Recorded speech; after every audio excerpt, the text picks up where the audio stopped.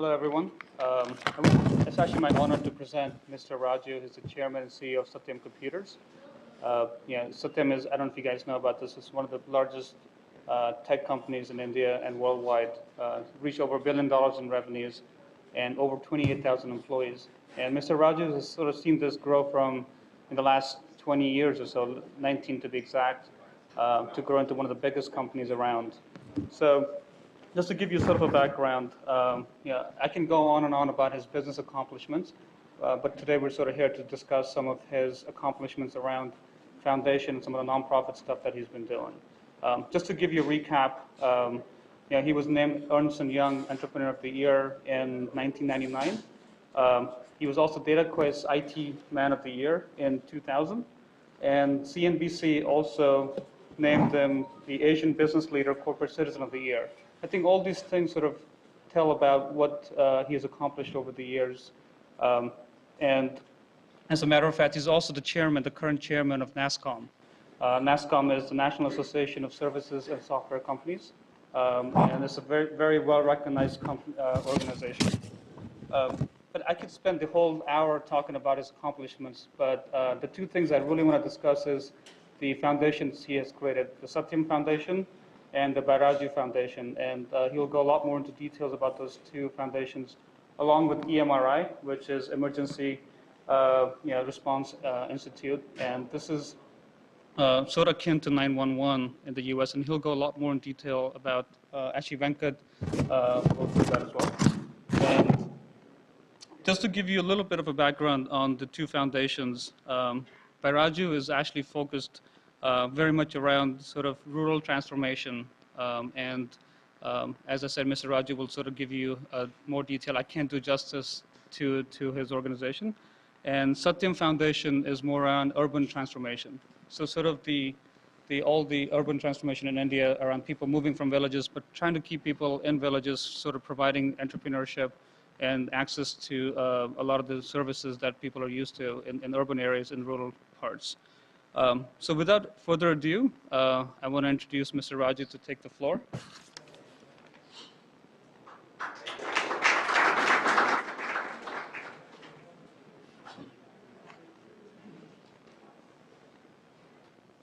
Thank you so much for this opportunity to be here with you today. Let me dwell, I will take 15 minutes, and after that my colleague Venkat, who is the CEO of EMRI, Emergency Management and Research Institute, is going to specifically talk about the initiatives that we have taken in the emergency management and research area, which is equivalent of 911 in the United States. We have done some work, and we're quite proud of the fact that we have made significant progress. I would like to briefly talk about Satyam for no more than a few minutes, and after that share with you some experiences in initiatives that we have taken on the corporate social responsibility front, particularly in the area of rural transformation. As a company, we went public in 1992, and when we went public, our revenues were less than $1 million. And last year, we have, in fact, done $1.1 billion in revenues. This is nothing compared to the accomplishments of Google. You have achieved $1 billion in a much shorter period of time. And every internet user is one who appreciates and is thankful for the kind of quality services that we provide. While that is the case, Satyam Computer Services became, in this short period of time, by far the largest company in the state of Andhra Pradesh in India. And we were the first Andhra Pradesh company, Andhra Pradesh, which has about 80 million people. In that state, we became the first billion-dollar company. This means a great deal for a developing country, that there are opportunities such as what one witnesses at a global scale coming from companies like Google. And as a company, we have always been conscious of the fact that we need to do something and give back something for the society. Before I dwell into that, let me talk to you a little bit about some of the changes that we have seen in the company itself. In the last 14 years or so, we have gone through many transformational initiatives. The change that we are witnessing globally is demanding that companies reinvent themselves constantly. And this we refer to as different waves of changes within the organization, and they are called different orbits within the organization. We have gone through 6 such waves, 6 such orbits. The first orbit began when we were servicing clients, particularly in the United States, by placing our professionals to work at the client's places. This is called on-site consulting. And thereafter, we became the first Indian company to have had a tiny satellite connectivity between ourselves and a company in the United States called John Deere and Company to have started providing services remotely. And this has eventually come to be called offshoring. And we are quite proud of the fact that we were in the forefront of this change.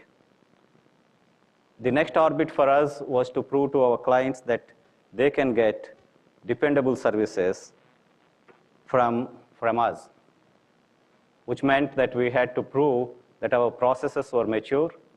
Therefore, quality initiatives such as SCI, CMM Level 5 or Six Sigma or ISO 9000 are the ones that brought us the required recognition among the companies globally, and this is Orbit 3 for us.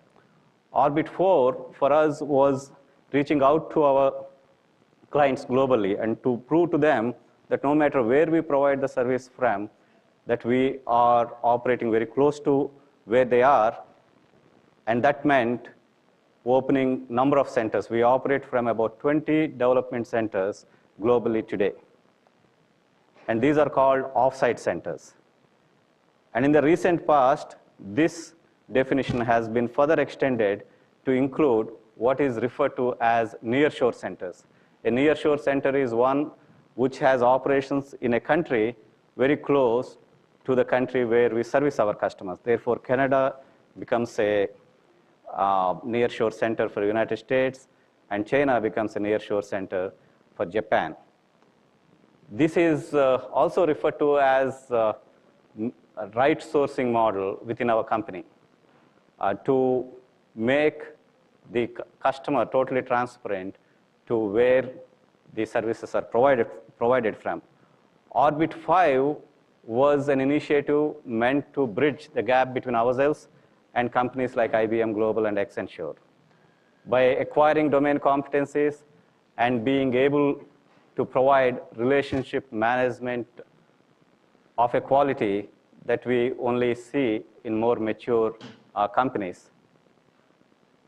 We have made fair amount of progress in that area. We have reached a size of about 29,000 people.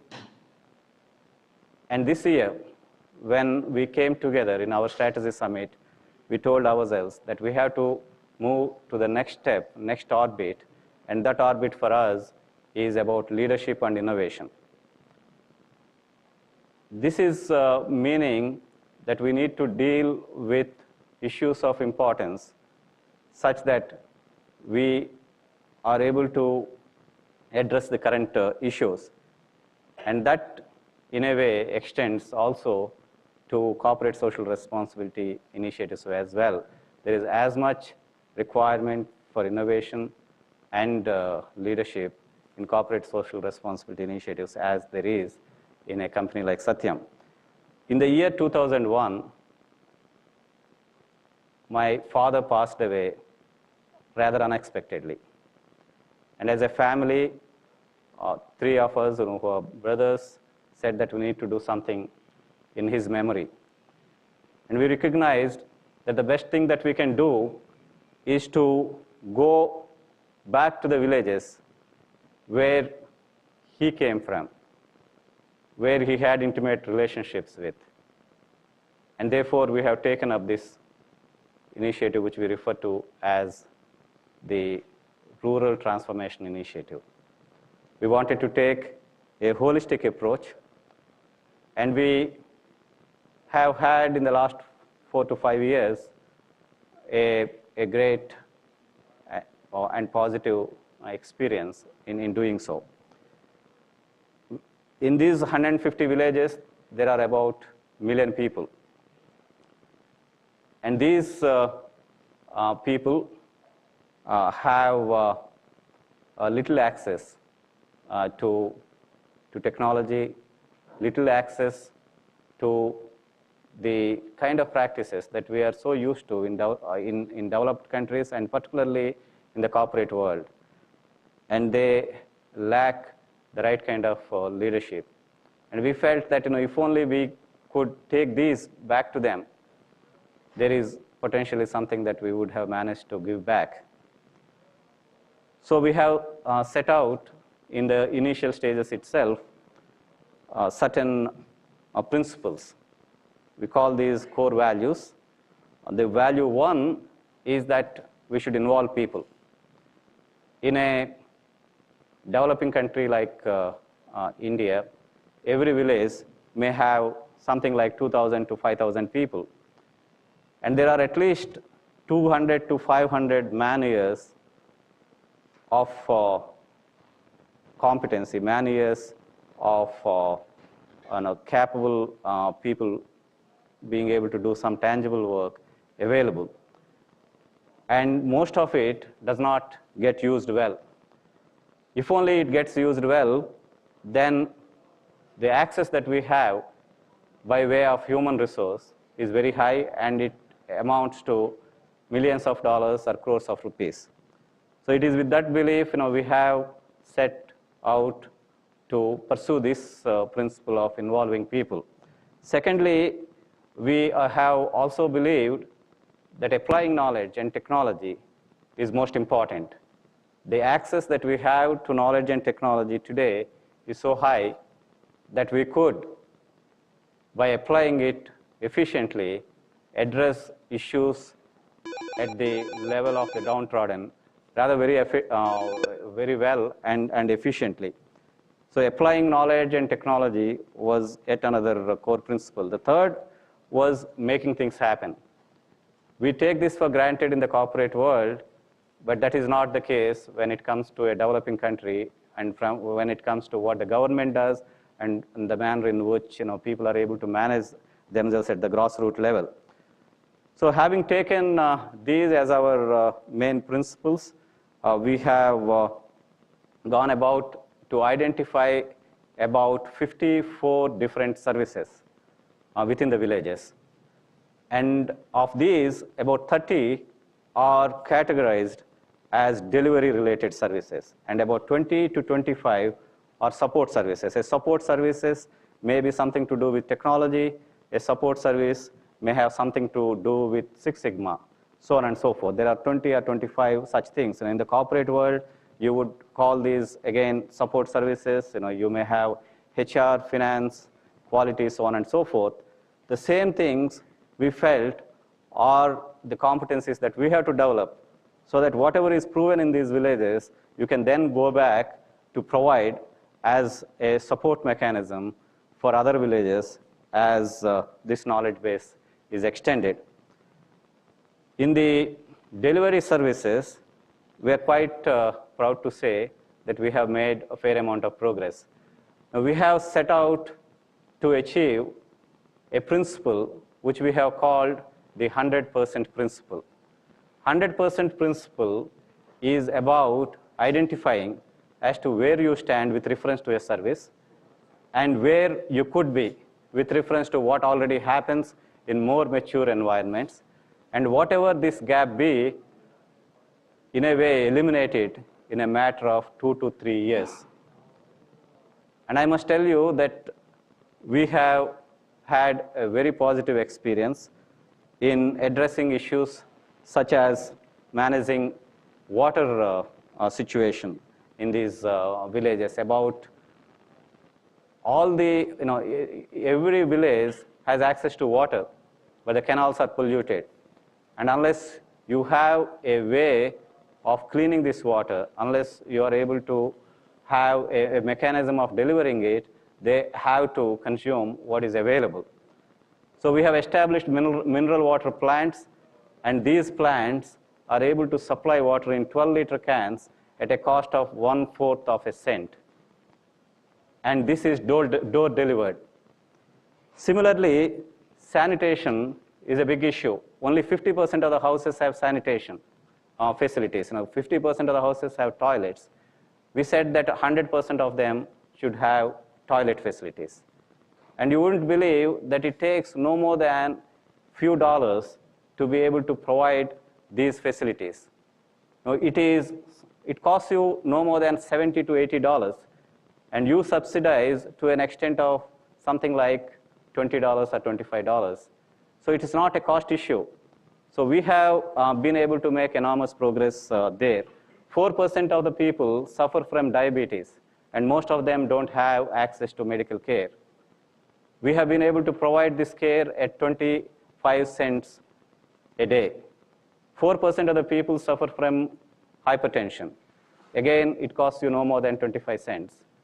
We have been able to address issues around eye care. 8% of the people suffer from problems relating to the eye, and it may be a need for glasses, and glasses cost no more than $2. In fact, there are many organizations globally who are willing to support. It is just that you have to have a mechanism to deliver those services. And the list goes on. There are 30 different services identified, and we are operating with this 100% principle as a mechanism.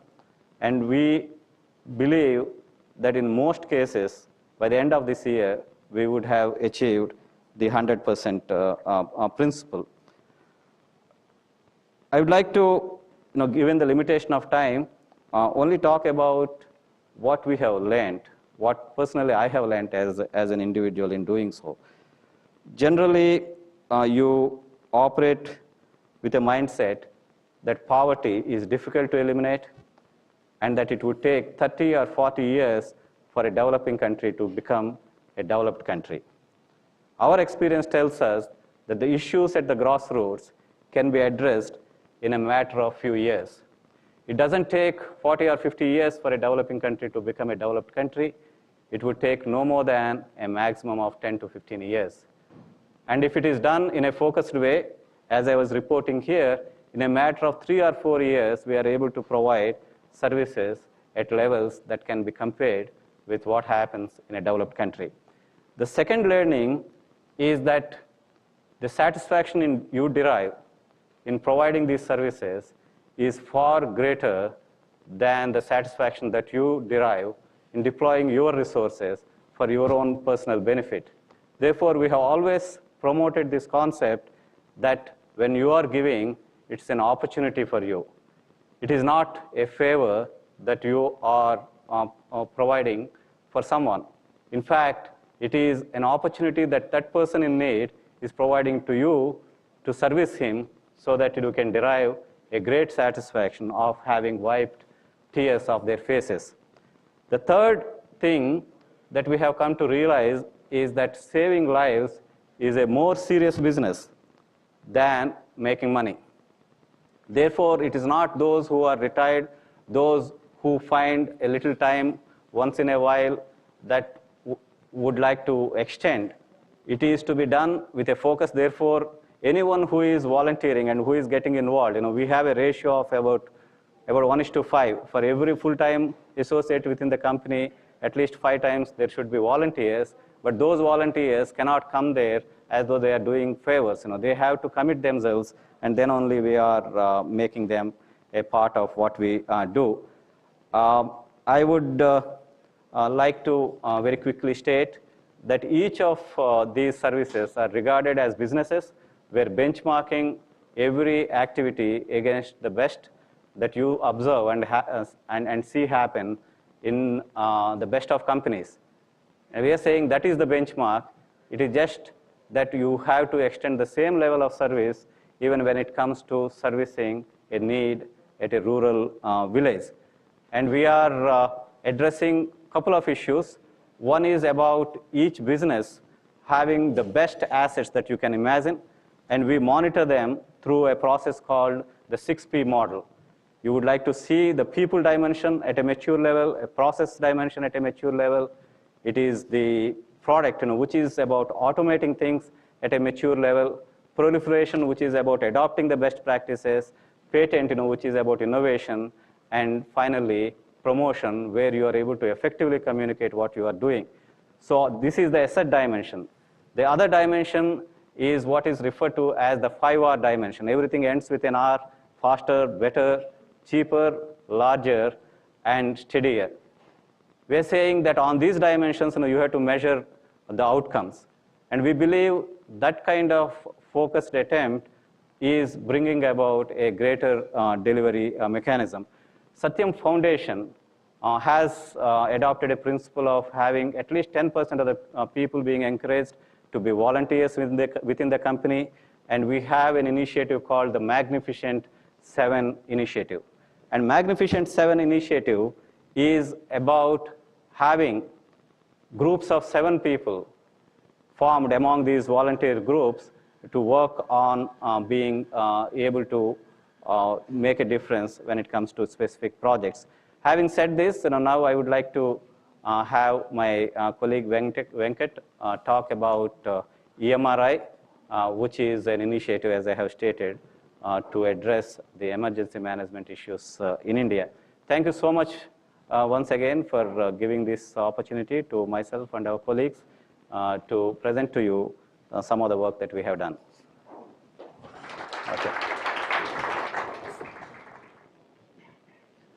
Thank you, Raju. Very good morning. And I'm happy to talk about EMRI. Basically, we want to share with you how we can synergize various entities like social entrepreneurship, partnerships, innovation, leadership, and technology, how we can synergize each of these entities and use them for saving lives, particularly at the bottom of the pyramid.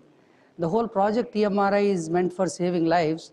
We envisage to save at least 2 million lives a year by 2010, and we envisage to take at least 2 million calls a day based on the US experience of receiving, for the 300 million population, they get around 200 million calls a year. And our experience of last 8 months tells us exactly the same. Based on that, we expect to receive 2 million calls a day. That infrastructure, those processes, the technology, and the people is what we are visioning to do.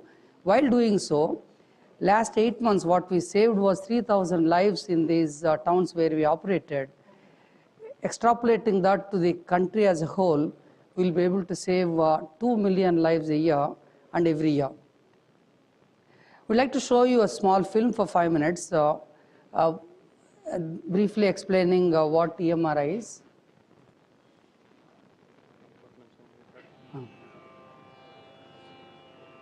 Pranam deva anuprananti manushyaah pasuvachsaye prano hi bhutanam ayuh tasmat sarvayushamuchyate.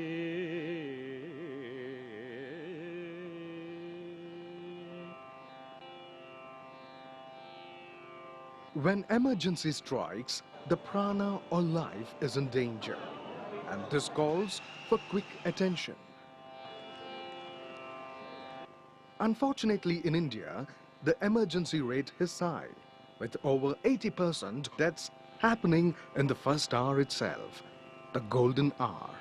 And this calls for a responsible emergency management system.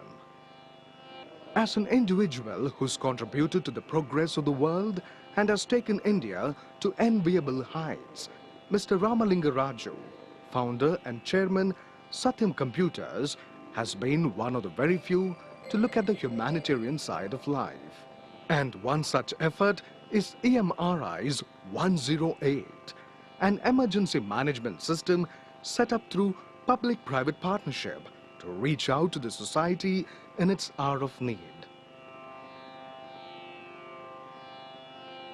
The 108 emergency service is here to respond to every kind of emergency: medical, fire and police. 108 is the first of its kind emergency service in India and has proved to be the lifesaver of thousands in a very short span, thanks to the three cardinal pillars of EMRI's emergency management system: sense, reach and care. Through constant research, EMRI's efforts have been to better emergency management by working towards enhancing the scope of sense, faster reach and immediate care. Taking off as a pilot project on the 15th of August 2005, 108 has been responsible for saving thousands of lives. Today, the team of associates of EMRI respond to thousands of calls from across Andhra Pradesh, reaching out to them wherever they are.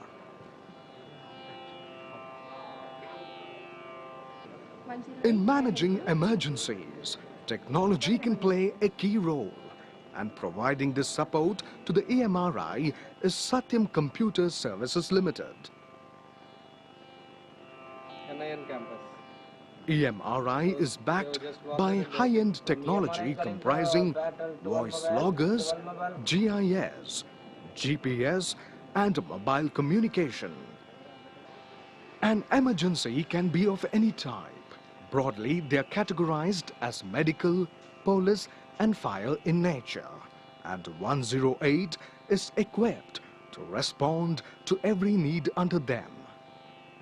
108 is backed by a fleet of life-saving ambulances and trained paramedics who provide life-saving treatment on the way to the hospital with support from trained pilots. EMRI's focus has been to take emergency care to the poorest sections of the society, which accounts for about 80% of our nation's population, and to give it the much-needed special status. 108 is a toll-free number accessible from both landlines and mobile phones. 108 has truly been a lifesaver to many a life, both in the urban and rural areas, with many having a reason to thank it. EMRI is committed to realize its vision of responding to 2 million calls a day by the year 2010. EMRI knows there is so much more that needs to be done, and surely there is so much more that can be done with active public participation. What is also required is the effective use of India's wide and strong communications network, its growing technology, and implementing 108 all over the country to make India a safer place for the common man. प्राणं देवा अनुप्राणन्ति मनुष्याः पशुवत्सये प्राणो हि भूतानामायुः तस्मात् सर्वायुषमुच्यते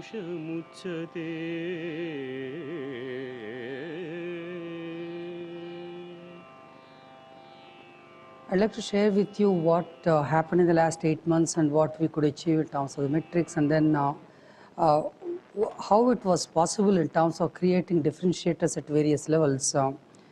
But we must tell you, this project wouldn't have been possible so soon but for the Google. We could, more than first 6 months, we spent time in finding out what are the best practices in this field of emergency management and what kind of best practices are there across the world, what kind of ambulances have been there, and then we created the differentiators. So I'd like to share with you that in these 8 months, we were able to launch in 38 towns in Andhra Pradesh. Andhra Pradesh, one of the 29 states with a population of 80 million out of the 1,000 million population of the country. Starting on 15th August at Hyderabad, we launched till now 38 towns, 108. This was launched by the Chief Minister on 15th August with the IT Minister, and then President of India launched in Bhimavaram on the Jan 9th, and then 36 more towns were launched. Basically, what we achieved was 40,000 emergency calls we handled in the last 8 months, and out of the 1.5 million emergency calls, the balance calls basically talk about enquiries and what you do kind of things, which we are transferring it to the IVR in course of time. And at a cost of $1 a call is what we have been spending today to handle one emergency call, against what it costs according to our study, $43 in US. Whereas we have been able to take almost 85% of the calls in the very first 2 rings. And most importantly, 43% of the emergencies are medical. Against, we estimate here it to be around 20%. We have been able to save 3,000 lives at a cost of $350 is what it costed to save a life. From the time call comes, taking the info, sending the ambulance, taking the patient to hospital, we were able to do that in 35 minutes in these medical emergencies of close to 18,000. The 3,000 lives, basically more than 1/4 or so close to that is from head injuries of road traffic accidents, followed by traumas, and then to the pregnancies and pediatric. This number will keep going up as we cover more and more rural areas. We also thought we should award the people who have been doing this work outside EMRI, who have been doing this work, like some of the individuals who show selfless heroism in emergencies, what we called as SHE. Those awards we gave it to 13 people who did this kind of work. Also, nurses who are the emergency nurses who saved lives of people. In addition to doctors' efforts, nurses put a lot of efforts. We thought we should recognize them and rewarded 21 of them. Media was extensively covering 108. I don't think a day passes without 108 being covered in Andhra Pradesh or sometimes in the national channels, in the regional language as well as English channels. Basically, EMRI was formed last year on April 2nd, 2005, the day on which we signed a public-private partnership with the government of Andhra Pradesh. This kind of vision cannot be achieved unless there is a partnership from government, unless there is a partnership with many people. So from that day, April 2nd, after signing the agreement, we said that it has to be a not-profit institute, it cannot make profits. And this red dot on the top is the customer who is suffering from emergencies. He is the emergency victim who may not really bleed all the time. Other than the road traffic accidents like cardiac or paralysis or epileptic fits and that kind of things, or poisoning, suicides, it need not bleed, but it is an emergency which has to be attended within the 1 hour to save his life. And so that the one part of 911 is handling emergencies. There is another one called EMS in US where they send the ambulances. We combined both of them under one roof, saying that taking the number, taking the emergency victims information and sending the help, if it is under one umbrella, the processes can be better. And that's what we call as EM part of emergency management till such time the help reaches the victim. And the R part of EMRI is the research part, why these emergencies are happening, and can we prevent them, can we handle them better. And the I part is basically training, institute part where we want to train and create value at various levels who handle the patients. Instead of patient going to the doctor, the hospital, can we add value before reaching the hospital with a first responder who attends to him at the house or on the road, or the emergency technician who handles in the ambulance, and then the doctors who attend to him in the ICU or in the emergency room. At these 3 levels, we are designing training programs to add value to the emergency victim. Actually, we have ventured to define emergency because 911 has been here last 25 years. No need to define emergency there. We were to say it has to come suddenly, it has to threaten the life, but your property also can be danger. You can also think of an order of the life getting disturbed. Any of the conditions involving medical or a police or a fire, together occurring at individual level, not at where thousands and millions people getting involved in the tsunamis and floods. That disasters are separate from these emergencies which happen at individual level, which were by and large not so much attended to till now. And these emergencies unfortunately occur at the bottom of the pyramid. Since the population is that 80%, that is what we need to address and attend to those emergencies and bring them back from emergency. The context is, as we have seen, 80% of the deaths happen in the first 1 hour of admission. That is because somebody delaying and the admission process and taking inability to dial, inability to get help, inability to get transport, inability to get a pre-hospital care led to the deaths in the hospital in the first 1 hour itself. On the top of it, 136,000 mothers dying every year during pregnancies.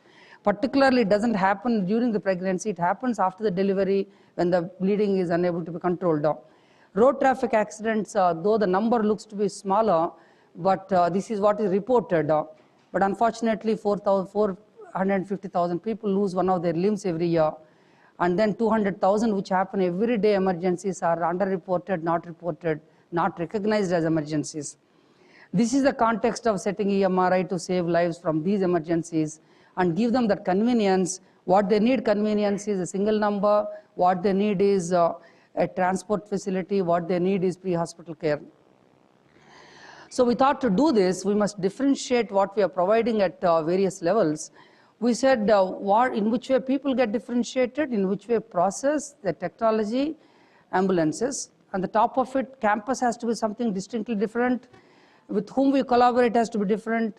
And why we are doing research which is distinctly different from any other 911 and other institutions. On the top of it, how do we train and add people. These 8 I would like to elaborate. The first one, people, what we thought is, we don't want qualified BTechs and MTechs and the engineers and that kind of thing for doing this job. What we need is someone who listens, someone who is positive first. From the time he gets into the ambulance, this guy, instead of saying, you will die, he has to say, you will live. So, I mean, it's really difficult to build that attitude. On the top of it, what we expected him to be a little more elegant in terms of his drive and compassion. On the top of it, he cannot afford to be subjective and getting treatment. He has to be objective. He has to be passionate about changing lives. More importantly, we know how to talk, but this guy has to listen what the patient is talking without interpreting. On the top of it, treating the patient with love and compassion. These qualities are extremely difficult to find. Out of, if I interview 1,000 people, I get only 48. 4.8% is the success rate. These, we have 7-step interview process, recruitment process. So 1,000 in the first process finally comes to only 48 at the end. To get to this 600 people, we were to recruit almost 20 times of that. And we call, again, to give this kind of people status in the society, instead of calling them drivers, we call them as pilots. Same way, instead of calling somebody as a call taker, what is called here, in India, it is taker is not taken as is not taken properly, so we thought we should call him as communication officers. So these are, though they are not that high-paid software professional jobs, but they add a lot of value in changing lives, so we titled them accordingly. On the top of it, the process, what we thought is 108. Many people ask me why we have chosen this number, why not 911? So we thought, why to copy after 25 years of experience? In India particularly, when we did a research, we found that in an emergency, you don't go to the bottom of the instrument. You only go to the top of the instrument. So we thought a number starting with 1 is better. And then 10 takes priority over any other number. And then 108, we thought this is universally reserved across the country for emergencies. And particularly, we made sure that when we did a research, when we got this number, we asked people, they said, is it free? I don't mind dying, but I won't spend 1 rupee for dialing this. So we were to make it free first. Then we did one more research. They said, is it possible to dial on both of them, landline and mobile? Then only I'll use it. So this mobile phenomena had caught up so much that even in emergency, he wants to use his mobile and get the satisfaction. We said, okay, we will give you that also. It can happen on both of them. And then we said, then they said, why is this, what is the significance of this number? So many theories we have been telling people after getting this number. If you want to treat this number as spiritual, you treat it. 1 plus 8 comes 9, you think like that. And 108, many religions treat it as a spiritual number. Whatever you want to do, but please dial in case of emergency. And then we thought the process we defined is it has to land on the PSTN and to the nodal switch, and then it takes inputs from various servers. And from the server, the CO takes the input, what telephone database it has, all the landlines, it takes the input from there, the address pops up on the system, and then transfers this data, what he got from the emergency victim to the dispatch officer. Then he takes inputs again from the emergency database, which hospital, what kind of things, and then the GIS database he picks up and identifies which ambulance is the nearest and closest which he can assign.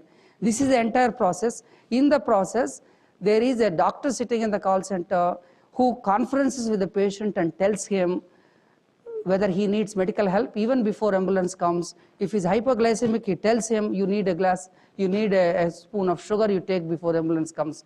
That kind of advice for a common man who could not even afford the 5 rupees to go in a cycle rickshaw, he is able to afford to ring up free, get into the ambulance free, and get also medical advice free. So the various applications in terms of what a communication officer requires or a dispatch officer requires, what vehicle management systems or pre-hospital care systems and on the top of it, we know precisely in these 40,000 emergencies what the geographic, demographic, medical information, what applications are required to handle these. And the GIS maps of all these towns are there with 40 landmarks per square kilometer kind of thing, helped us really to assign the vehicle, and the guy is able to go pilot and the EMT faster. On the top of it, the deployment of ambulance also we are able to do with this.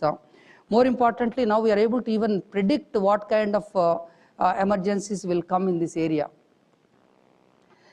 The fourth differentiator is ambulances. Having people and process and technology, we thought we should take him finally.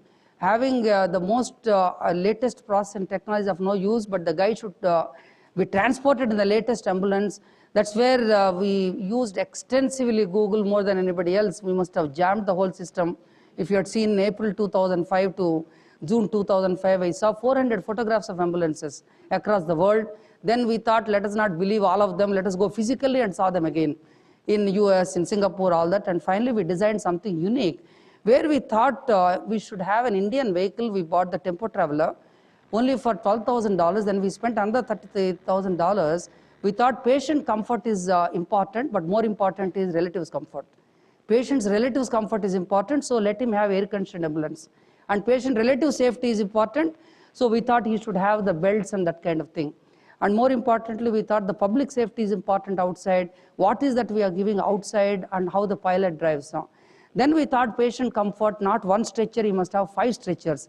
Not the normal stretcher, for scoop stretcher is for spinal injuries, wheelchair for somebody who cannot walk, children's stretcher is different, foldable stretcher is different. And there are many other things like splints are there to immediately cast when there is a fracture, to immobilize the fractured portion. Or we have, particularly to meet Indian medical conditions, we have a small rope which costs less than $1 to save a guy when he drowns in a well.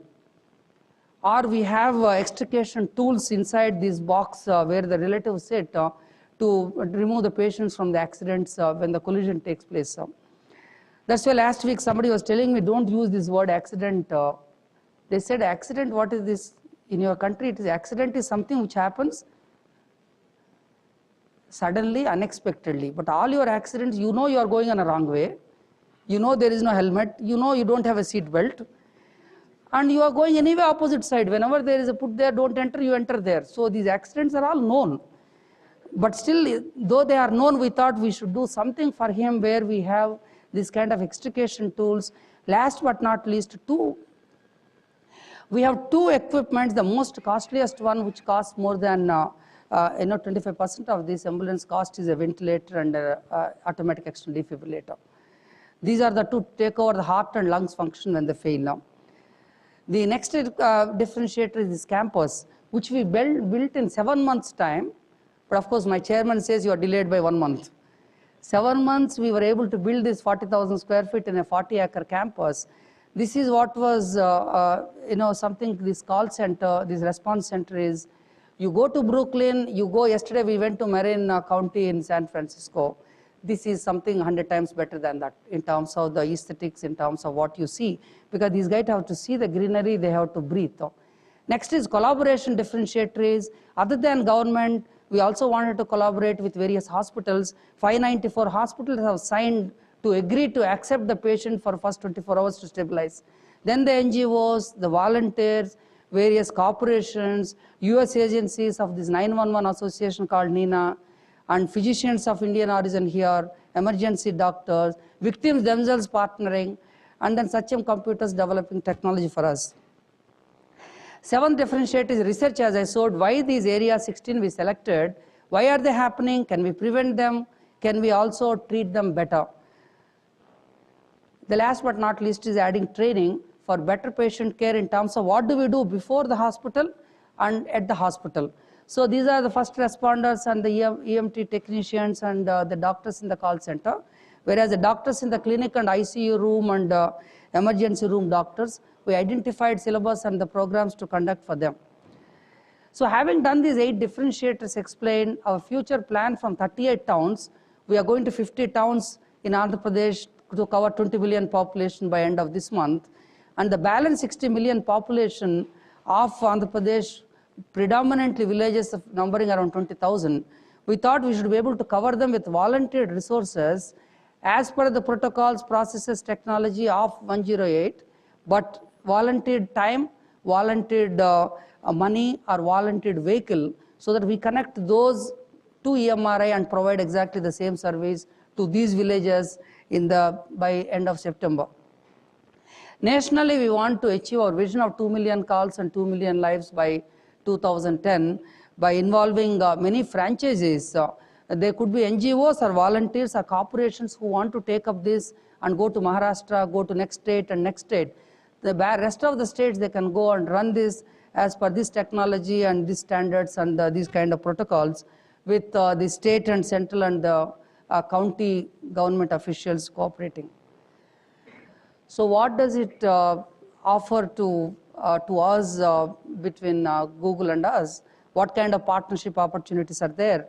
One is, can we have a kind of knowledge management initiative for emergencies? So, is there a scope for virtual labs for schools to educate people? There is a possibility of these maps being utilized at higher level, where it could be used not only for emergency management, also for improving agriculture. Can we also think of a virtual leadership with your volunteerism, like what Chairman has told about Magnificent 7 teams, participating in your volunteer time on a specific projects like 100 projects, what we're working, some of those projects where you can give your time and your ideas. So to put it all together, India will be one of the 5 countries by 2020 is our vision. To make it happen, the GDPs and agriculture and manufacturing, all that is going on one side, the services. To make it happen, we should respect value and care life. To do that, we should develop a little more of humanness, little more of humbleness, and lastly, every one of us should get committed to serve the society than leaving it only to the bureaucrats and politicians. Thank you so much.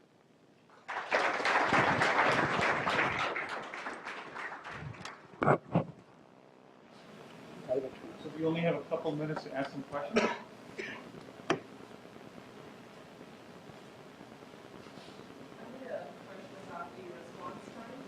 So I wanted to mention the response time is 25 minutes. How is that compared to the response time of 9 minutes or not? If not, what are you Yeah, the question is, how does this 35 minutes response time compare to the other countries? I mean, US particular 911. We don't have the published data, but what we heard is it is less than 1 hour. Now it's close to 40 minutes, 50 minutes, 1 hour. It may be sometimes 30, 40 minutes also. but this kind of metrics and published data is not available. Up to taking them to the hospital. Yeah. Basically, 911 is only for handling the call and dispatching a vehicle. That we are doing 3 minutes. And whereas the 35 minutes include vehicle going to home and from home to hospital. That 32 minutes. Whereas here, it is handled by EMS separately, where their times vary because there are multiple organizations, voluntary, profit, non-profit kind of institutes. Yeah.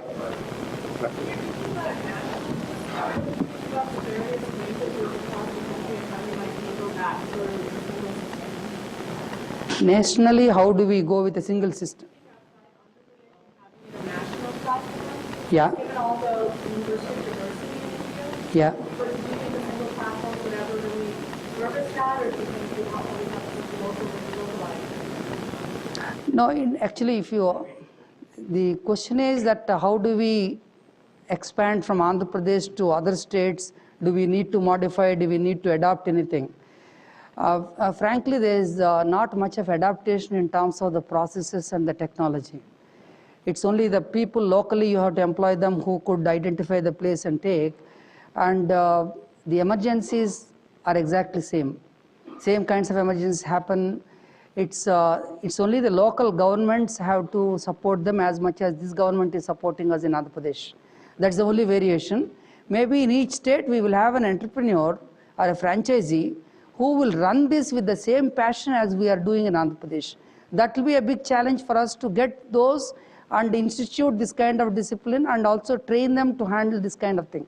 So we envisage a role for us nationally that we EMRI will lay these standards and processes. We are also talking to the government to form an authority which will lay down certain standards, who should run an ambulance, who will accept this kind of running the center, and who will fund it. That kind of negotiation we are doing and preparing a document so that it goes across the same standards. Yes, we will employ local people who could, that's where the ability to identify the place and speak the language is important. Political landscape for making this happen at the national level. Various states are not as progressive as maybe Andhra Pradesh is. And there might be a lot of political, they want their people to run it and they want their own technology and so on and so forth. What does the landscape look like? Yeah, at least your question, what you are saying is how the politics will come into the picture of making it happen nationally. Our experience of last 8 months, the Andhra Pradesh government is progressive and they have been supportive. But more importantly, this kind of passion as a not-for-profit institute to save the lives, I don't think any politician, any politics can really stop. From our dialogues with various politicians of various parties, everybody loves to handle this. Of late, actually, as I was saying, last 10 to 15 launches, the politicians respective towns who were there, even before we invited them, they said, I would like to be party to it and I'll come to the dais and launch this. Because they also get a credit, and some of these guys even announced that I actually convinced EMRI to come to this town. They didn't have any plans, actually I convinced. But we are happy with it because we don't want to take panga with it, as long as we serve the people and he takes the credit, you be prepared to give it. Translate that word for him. Thank you. Yeah, okay. Sorry, yeah. Raj. How would Google Maps make you responsible effectively? We used a lot of things outside Google Maps of Google search engines, but Google Maps we haven't used because we require the kind of landmarks. What we require 40 per square kilometer. What you have done is a little bit at higher level. That level of maps which are required in our towns, what we are talking, population of 90,000 and 80,000 population, and the landmarks, hospitals, the reference points were not done. But maybe, as I was saying, that is the partnership opportunity available between Google and Satyam. A hell of a lot of scope is there for us to do that. But we have spent money for these towns already to go to that kind of level. But I wish we are able to do something together. Yeah. Are you immediately dispatching these calls to police and all? For example, if the emergency is not medical emergency, somebody is being threatened or something? Yeah, that's a good question actually, because this is a comprehensive number. First of all, 108 meant for medical, police and fire, and our emergency handling, 57% of the emergencies are police emergencies, 43% are police medical. So far we handled 23,000 police emergencies, where the police dispatch officer sits in our center, and he takes the communication officer. The moment it is a police emergency, he transfers to that guy. It could be crime, it could be sexual assault, rape, and sometimes ragging. I'm surprised, ragging also, people ring up and say, my life is being threatened, and we send the police there.